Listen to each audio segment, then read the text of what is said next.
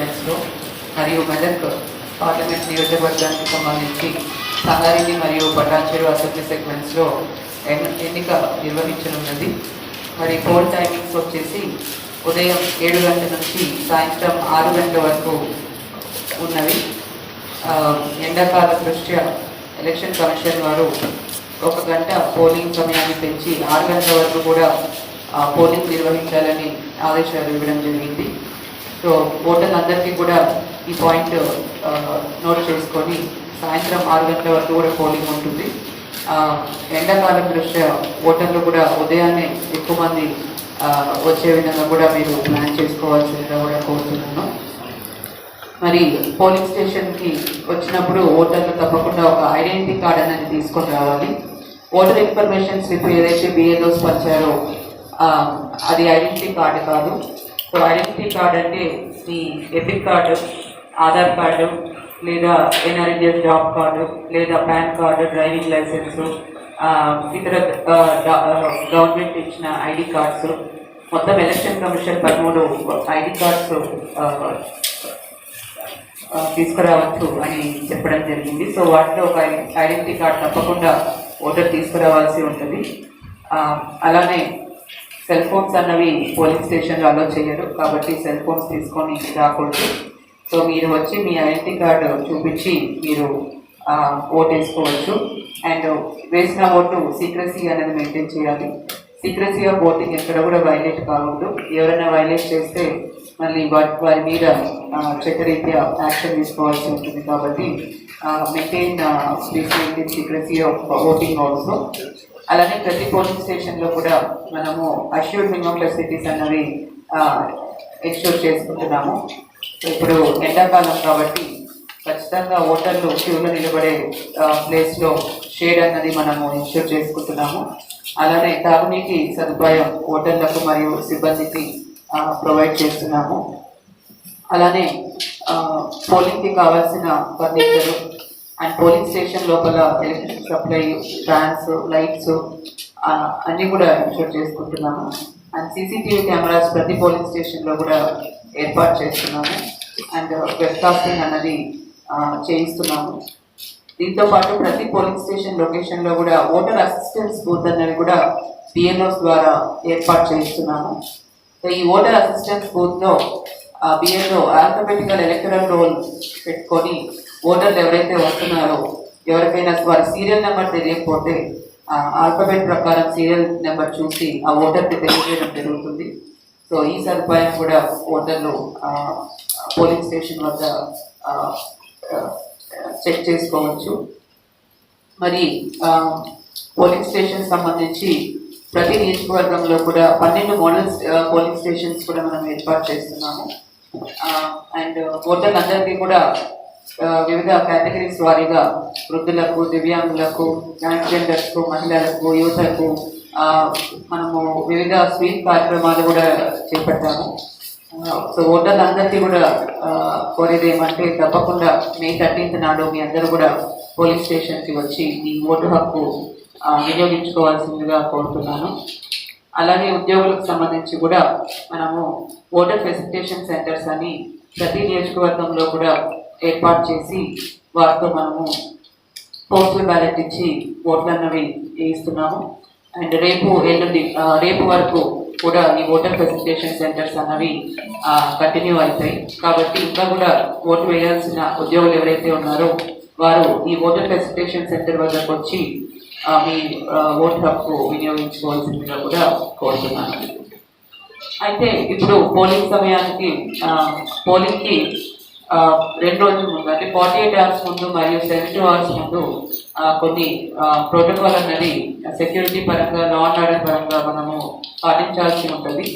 So 48 hours ముందు section 144 అన్నది అమల్లో ఉంటుంది. కాబట్టి దీని కింద పబ్లిక్ మీటింగ్స్ అన్నవి అన్నీ కూడా బ్యాన్ చేసి ఆన్ బ్యాండ్. సో ఎక్కడ కూడా పబ్లిక్ మీటింగ్స్ అన్నవి ఏర్పాటు చేయకూడదు.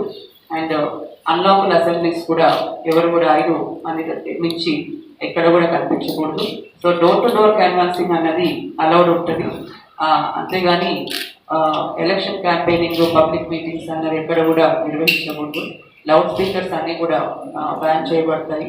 అలానే ఫంక్షన్ హాల్స్, కళ్యాణ మంటపాల్లో కూడా వాటి మీద కూడా ఒక విజిల్ అన్నది మనం ఏర్పాటు చేస్తాము.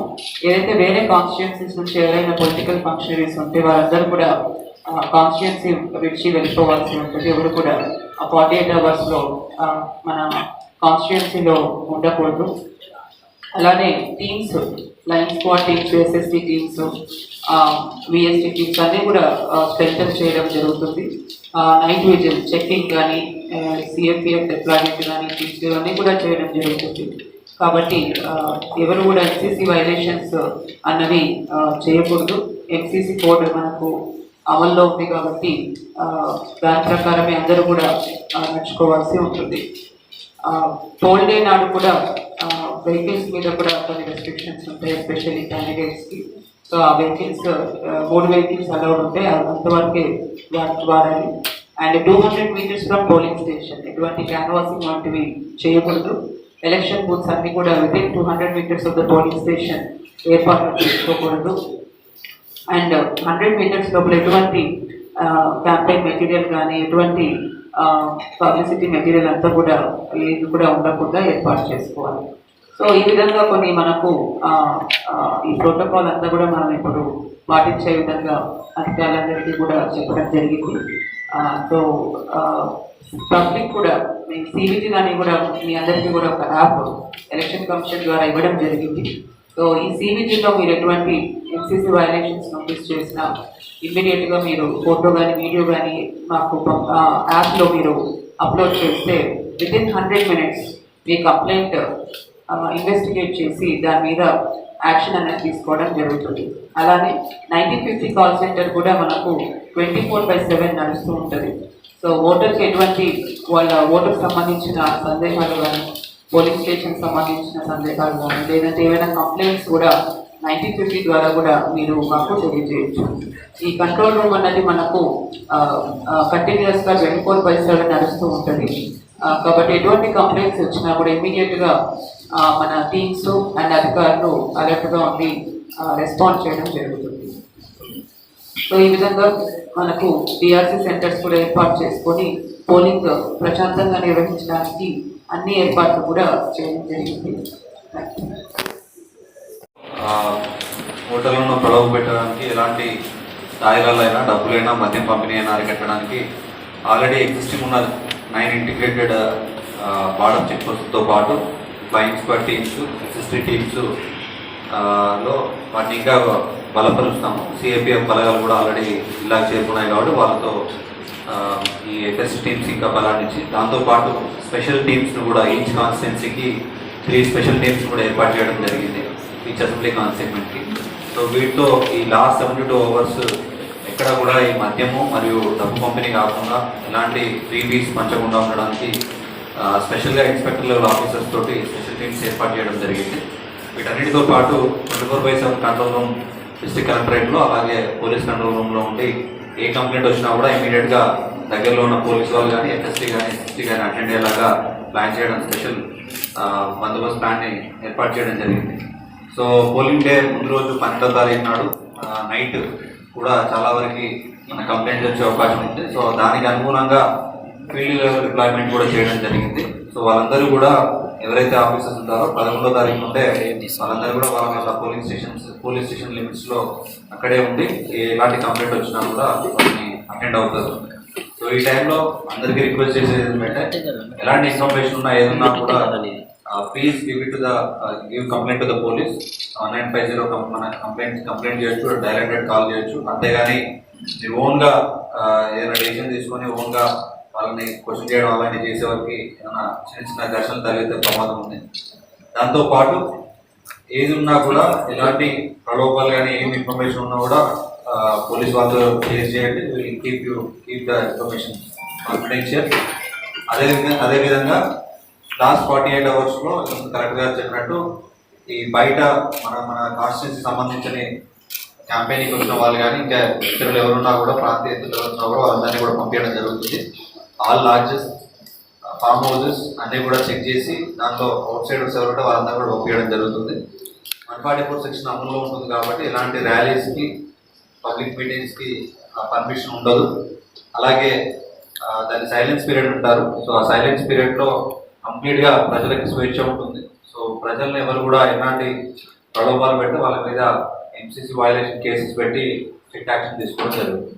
అండ్ హోల్ డే కూడా సో సమస్యాత్మక ప్రాంతాల్లో సిపిఎఫ్ డిప్లాయ్మెంట్ ఉంటుంది.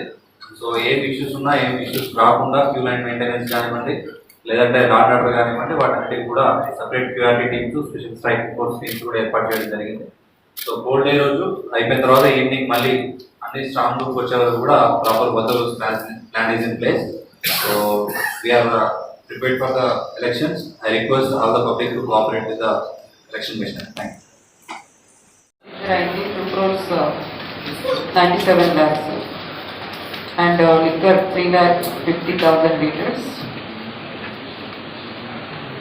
Precious metals వచ్చేసి 44.5 grams.